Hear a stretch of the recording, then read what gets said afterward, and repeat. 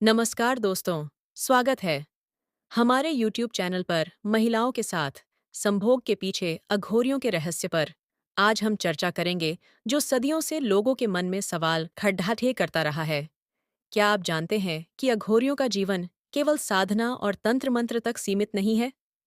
अघोरी साधु एक ऐसा नाम जिसे सुनकर ही लोगों के रोंगटे खड़े हो जाते हैं।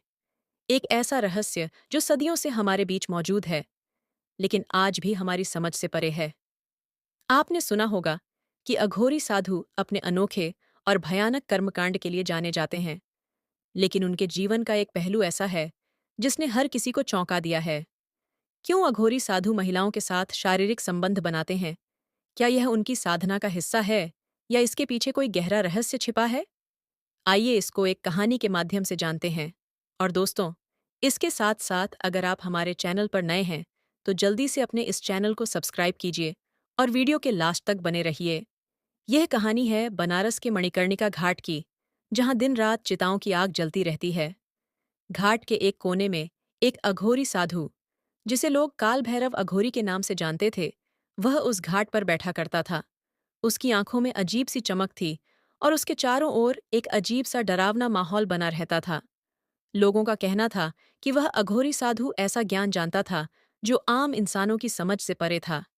एक दिन एक पत्रकार राहुल ने ठान लिया कि वह अघोरियों की सच्चाई को जानकर रहेगा।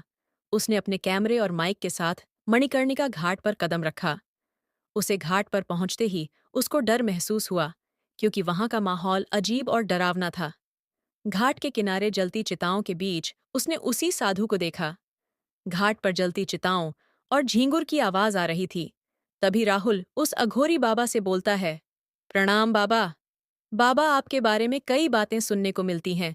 क्या आप मुझे अपनी साधना के रहस्यों के बारे में बता सकते हैं? और आप लोग महिलाओं के साथ शारीरिक संबंध क्यों मनाते हैं? इसके पीछे क्या रहस्य छिपा है?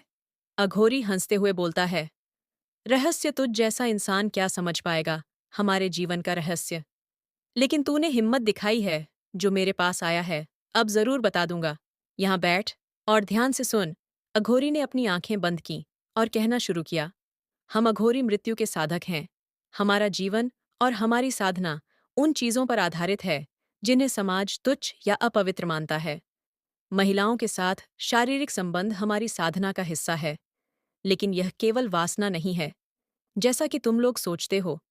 यह हमारे लिए आत्मा और प्रकृति के बीच ऊर्जा का आदान प्रदान है।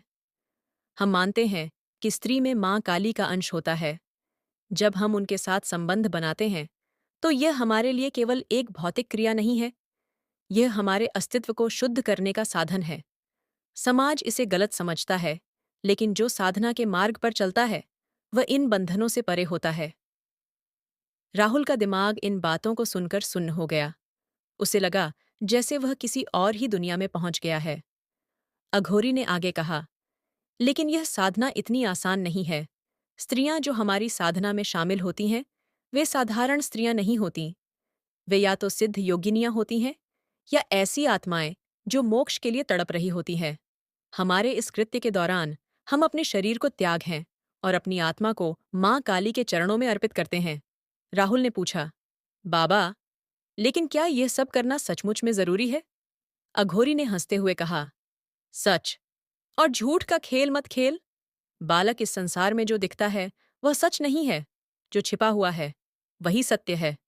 राहुल ने जब यह सब सुना तो उसने अघोरी के साथ 2 दिन घाट पर बिताए। उसने उनकी साधना देखी, उनके मंत्र सुने और उनकी रहस्यमय साधना का गवाह बना। लेकिन तीसरे दिन जब राहुल ने घाट छोड़ने का सोचा तो कुछ ऐसा हुआ जिसने उसकी जिंदगी हमेशा के लिए बदल दी। उसने घाट पर एक औरत को देखा जो अघोरी के सामने बैठी हुई थी। वह औरत बेहद खूबसूरत थी, लेकिन उसकी आंखों में एक अजीब सी चमक थी। और फिर वह औरत अचानक गायब हो गई। राहुल ने अघोरी से पूछा, बाबा, वह औरत कौन थी? अघोरी ने कहा, वह कोई और नहीं बल्कि मेरी साधना की शक्ति थी। तुमने उसे देख लिया है, तो अब तुम्हें सच का सामना करना होगा। राहुल ने जब घाट से लौटकर अपनी रिकॉर्डिंग चेक की तो वह चौंक गया। कैमरे में कुछ नहीं था, न अघोरी, न उसकी साधना और न ही वह औरत। तो दोस्तों, अघोरियों का जीवन हमेशा से रहस्यमय रहा है।